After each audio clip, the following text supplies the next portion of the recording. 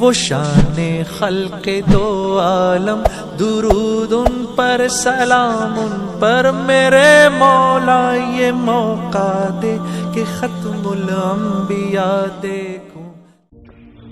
ہمارے نبی وجود کائنات، یہ امت بقائے کائنات، سب سے پہلے جنت میں امام الانبیاء داخل ہوں گے۔ آقا فرما رہے جنت ہر نبی پر حرام، کوئی نبی جنت میں جا نہیں سکتا جب تک میں جنت میں داخل نہ ہو جاؤں۔ سب سے پہلے جنت کا دروازہ میں کھٹکھٹاؤں گا، سب سے پہلے جنت کا دروازہ میرے لیے کھولا جائے گا اور سب سے پہلے جنت میں جاؤں گا۔ پھر آقا مدنی صلی اللہ علیہ وسلم نے فرمایا جنت ہر نبی کی امت پر حرام ہے۔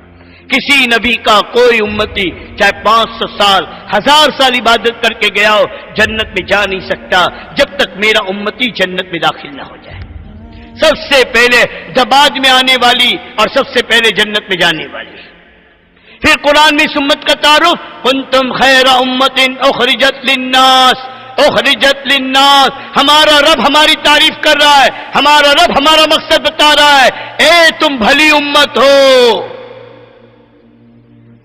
کنتم خیر امت اخرجت للناس، یہ اللہ ہمارا تعارف کرا رہے تم بھلی امت ہو، ہم نے تمہیں انسانیت کے نفع کے لیے پیدا کیا ہے۔ قرآن ہدی للناس، ہمارے نبی کافۃ للناس، اور یہ امت اخرجت للناس۔ جس مقصد کے لیے قرآن آیا، جس مقصد کے لیے امام الانبیاء آئے، اسی مقصد کے لیے امت آئی ہے۔ پھر قرآن نے انا ومن اتبعنی کا کہ جو کام آپ کا وہ کام میرا، اور پھر قرآن کہہ رہا ہے ہم نے تمہارے جان و مال کو جنت کے بدلے میں خریدا ہے۔ او ایمان والو، ایمان سودا ہے جان اور مال کا، کہ جان و مال میری، جنت تیری۔ ہم سب بکے ہوئے ہیں، ہم سب بکے ہوئے ہیں۔ اس امت کا عورت، اس امت کا مرد، اس امت کا ایک ایک فرد بکا ہوا ہے، نہ جان اس کی نہ مال اس کا، کہ ہم نے مومن کے جان اور مال کو جنت کے بدلے میں خریدا ہے۔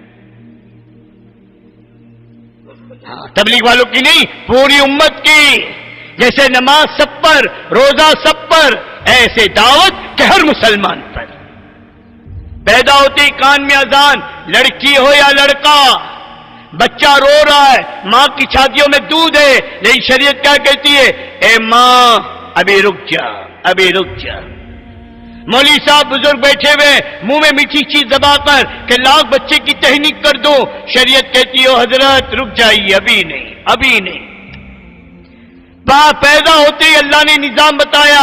دنیا کا تقاضا پیچھے، دین کا تقاضا مقدم، شریعت پہلے، پھر تقاضے اپنے بعد میں۔ بچے کی بھوک آگے پیچھے کی جائے گی، بچے کی مٹھاس آگے پیچھے ہوگی، پہلے اس کی روح کا انتظام ہے۔ اذان ایک کان میں، اقامت ایک کان میں۔ اذان کیا ہے؟ اللہم رب ہذہ الدعوۃ التامہ، کامل دعوت ہے۔ پیدا ہوتے روح کے کانوں کے ذریعے ہماری روح تک بات پہنچائی جا رہی، اے دنیا میں آنے والے سن، تیرا کام کیا ہے؟ تو ڈاکٹر کے گھر میں آیا ہے اس لیے تو ڈاکٹر کا بیٹا نہیں ہے، تو وکیل کے گھر میں آیا ہے تو وکیل کا بیٹا نہیں ہے، تو مزدور کے گھر میں آیا ہے تو مزدور کا بیٹا نہیں ہے، تو اس دنیا میں آیا ہے اللہ کے پیغام کو دنیا تک پہنچانے کے لیے۔ اللہم رب ہذہ الدعوۃ التامہ، کامل دعوت۔ اور دوسرے کان میں اقامت، اپنی ذات سے دین، اپنی ذات سے دین پر چلنا، یہ عبادت والی زندگی ہے۔ پورے عالم کی ذمہ داری کو لے کر پھرنا، یہ دعوت والی زندگی۔ اس لیے میرے بھائی دوستوں بزرگوں، ایک بہت بڑی چیز ہے، بہت بڑی، بڑا کام ہے، بڑا اور بڑے کا کام ہے۔ اللہ جتنے بڑے اس کا کام اتنا بڑا۔ اللہ کے کام کی بلندی کی کوئی حد نہیں ہے، اللہ کی ذات کی، اس کے کام کی بھی کوئی حد نہیں۔ خود اللہ نے داؤد علیہ السلام کو اے داؤد، میں کسی امت پیدا کرنے والا ہوں جسے میں نبیوں والا کام دوں گا، لیکن ان کے پاس نہ علم ہوگا نہ ان کے پاس علم ہوگا۔ تو داؤد علیہ السلام نے بڑے تعجب سے کہا، اے اللہ، آپ کہہ رہے نبیوں والا کام کرے گی، بغیر علم کے اور بغیر علم کے کیسے کرے گی؟ تو اللہ تعالیٰ نے فرمایا داؤد جب میری امت میرے بندے اس کام کو لے کر کھڑے ہوں گے نا میں اپنے علم میں سے ان کو علم دوں گا اپنے حلم میں سے ان کو حلم دوں گا صلاحیت اللہ دیں گے جو آدمی کسی کمپنی میں نوکر ہوتا ہے اس کی ضرورتوں کا انتظام کہ کمپنی کرتی ہے اس کے آنے کے بس کا انتظام کمپنی کرتی ہے بیٹھنے کے لیے اس کرسی کا انتظام کمپنی کرتی ہے ٹیبل کا انتظام کمپنی کرتی ہے فون کا انتظام کمپنی کرتی ہے ہماری کمپنی کا ورکر ہے وہ کمپنی سارا نظام کرے جب تم اللہ کے کام کو لے کر کھڑے ہوگے ہماری جو ضرورت ہمارے جو حاجت ہمارے جو مسئلے کیا وہ اللہ جو رحمان و رحیم ہے وہ اللہ جو رب العالمین ہے کیا وہ اللہ ہماری حاجت و ضرورتوں کا انتظام نہیں کرے گا اللہ قرآن میں یقینی طور پر کہہ رہے ہیں تم میرا کام کرو میں تمہارا کام کروں گا اور کل مولانا نے اس بتایا نا جو اللہ کے دین کا کام کرے اور اللہ کی مدد پہ بھروسہ نہ کرے وہ شخص فاسق ہے وہ فاجر ہے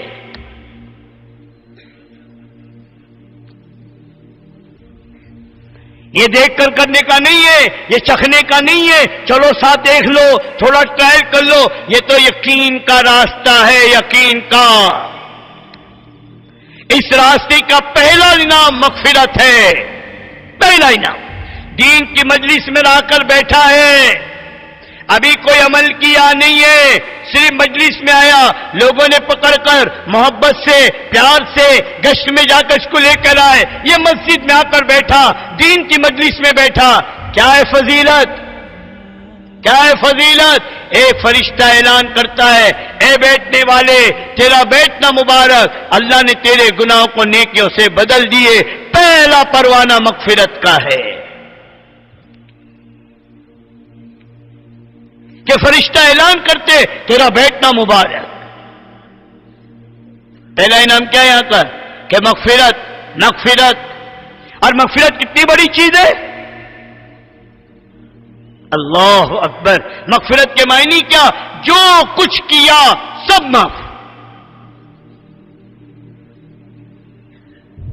کہ اللہ جس کی مغفرت کر دیتا ہے سارے گناہ معاف بلکہ اس گناہ کے گواہوں سے بھی اللہ اس گناہ کو بھلا دیتا ہے زمین سے صاف آسمان سے صاف ہمارے بدن کے اعضاء سے صاف ہر چیز سے صاف پہلا انعام پھر آگے اس کے تو درجات ہیں خود اللہ قرآن میں کہہ رہے سورہ نساء میں اللہ کی راہ میں پھرنے والا اور اپنے گھر پر بیٹھنے والا دونوں برابر نہیں ہو سکتے